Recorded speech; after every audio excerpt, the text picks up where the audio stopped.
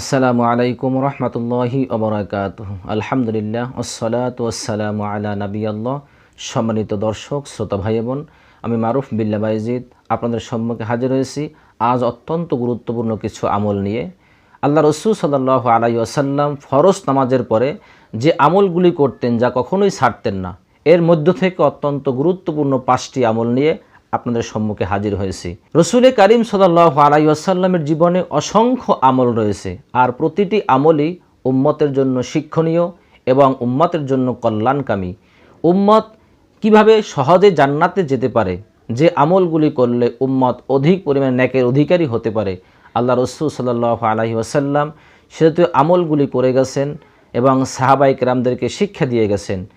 রসুল করিম সাল্লাল্লাহু আলাইহি ওয়াসাল্লামের প্রতিটি আমলই উম্মতের জন্য কল্যাণকর। যে ব্যক্তির উপরে এক জিন্দিগি পরিচালনা করতে পারবে, নিজের জীবনকে চালাতে পারবে, সে অবশ্যই পরিপূর্ণ কামিয়াবি অর্জন করতে পারবে। আল্লাহ রসুল সাল্লাল্লাহু আলাইহি ওয়াসাল্লাম ফরজ নামাজের পরে যে আমলগুলি করতেন, তার মধ্যে সর্বপ্রথম যে আমলটি করতেন, বুখারী বর্ণনায় এসেছে, হাদিস নাম্বার হলো 842 নম্বর হাদিস। ইবনে আব্বাস রাদিয়াল্লাহু তাআলা আনহু থেকে বর্ণিত যে আল্লাহ রসুল সাল্লাল্লাহু আলাইহি ওয়াসাল্লাম ফরজ নামাজের শেষে সালাম ফেরানোর পরে সর্বপ্রথম তিনি কাব্বার আল্লাহ অর্থাৎ একবার আল্লাহু আকবার এ তাসবিহ পাঠ করতেন। ইবনে আব্বাস রাদিয়াল্লাহু তাআলা আনহু বলেন, যখন নামাজ শেষ হতো, যখন সাহাবায়ে কেরাম এই তাকবীর পাঠ করতেন এবং আল্লাহ রসুল তাকবীর পাঠ করতেন, তখন বুঝতে পারতাম যে নামাজ শেষ হয়ে গেছে, নামাজ পরিপূর্ণ হয়ে গেছে। তো রসুল করিম সাল্লাল্লাহু আলাইহি ওয়াসাল্লাম ফরজ নামাজের পরে সালাম ফেরানোর পরে প্রথমে তিনি একবার আল্লাহু আকবার এই তাসবিহ পাঠ করতেন। রসুল করিম সাল্লাল্লাহু আলাইহি ওয়াসাল্লাম ফরজ নামাজের শেষে অর্থাৎ সালাম ফেরানোর পরে তারপরে যে আমলটি করতেন, 3বার ইস্তেগফার পাঠ করতেন, অর্থাৎ আস্তাগফিরুল্লাহ আস্তাগফিরুল্লাহ আস্তাগফিরুল্লাহ।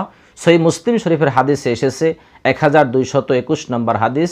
সাওবান রাদিয়াল্লাহু তাআলা থেকে বর্ণিত, তিনি বলেন যে আল্লাহ রসুল সাল্লাল্লাহু আলাইহি ওয়াসাল্লাম যখন সালাম ফিরাতেন তারপরে তিনি 3বার ইস্তেগফার পাঠ করতেন, আস্তাগফিরুল্লাহ আস্তাগফিরুল্লাহ আস্তাগফিরুল্লাহ। আল্লাহ রসুল সাল্লাল্লাহু আলাইহি ওয়াসাল্লাম তারপরে অর্থাৎ 3 নম্বরে যে আমলটি করতেন, মুসলিম শরীফের একই হাদিস 1221 নম্বর হাদিস। আল্লাহ রসুল সাল্লাল্লাহু আলাইহি ওয়াসাল্লাম ইস্তেগফার পড়ার পরে তিনি এই দোয়াটি পড়তেন, আল্লাহুম্মা আনতাস সালাম ওয়া মিনকাস সালাম তাবারাকতা ইয়া যাল জালালি ওয়াল ইকরাম।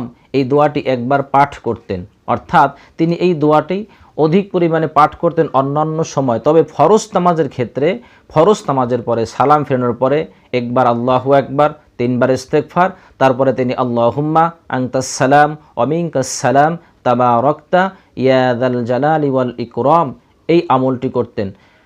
4 নম্বরে যে আমলটি করতেন আল্লাহ রসুল সাল্লাল্লাহু আলাইহি ওয়াসাল্লাম ফরজ নামাজের শেষে অথবা সকল নামাজ কমপ্লিট করে, সুন্নাত নামাজ হোক বা অন্য কোনো নামাজ হোক আদায় করে, বিশেষ করে ফরজ নামাজের পরে তিনি তাসবিহ পাঠ করতেন। রসুল করিম সাল্লাল্লাহু আলাইহি ওয়াসাল্লাম 4 নম্বরে যে তাসবিহ পাঠ করতেন, সহিহ মুসলিম শরীফের হাদিসে এসেছে 1239 নম্বর হাদিস। আবু হুরায়রা রাদিয়াল্লাহু তাআলা থেকে বর্ণিত, তিনি বলেন যে রসুল করিম সাল্লাল্লাহু আলাইহি ওয়াসাল্লাম ফরজ নামাজের শেষে সালাম শেষ করে সালাম ফেরানোর পরে তিনি এই তাসবিহটি আদায় করতেন, 33 বার সুবহানাল্লাহ, 33 বার আলহামদুলিল্লাহ, 33 বার আল্লাহু আকবার। এই 99 বার হওয়ার পরে সর্বশেষ তিনি একবারে তাসবিহটি পড়তেন, লা ইলাহা ইল্লাল্লাহু ওয়াহদাহু লা শারীকা লাহু লাহুল মুলক ওয়া লাহুল হামদ ওয়া হুয়া আলা কুল্লি শাইইন কদির। এই আমলটি করতেন।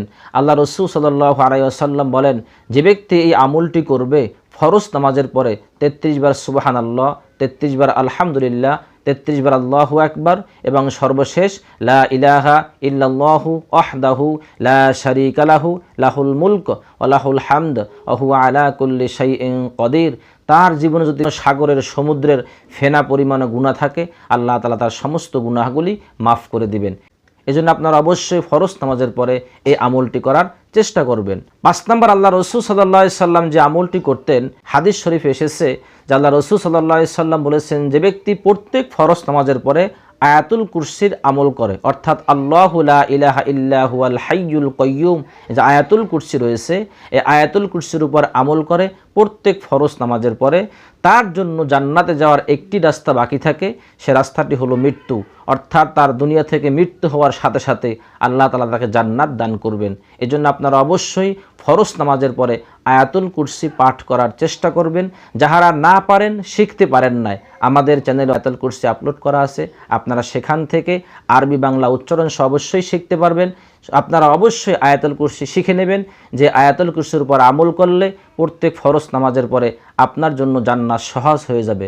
তো যে 5টি আমলের কথা বললাম, আমি আবারও বলতেছি, সালাম ফিরানোর পরে প্রথমে একবার আল্লাহু আকবার, তারপরে 3 বার ইস্তেগফার, আস্তাগফিরুল্লাহ আস্তাগফিরুল্লাহ আস্তাগফিরুল্লাহ।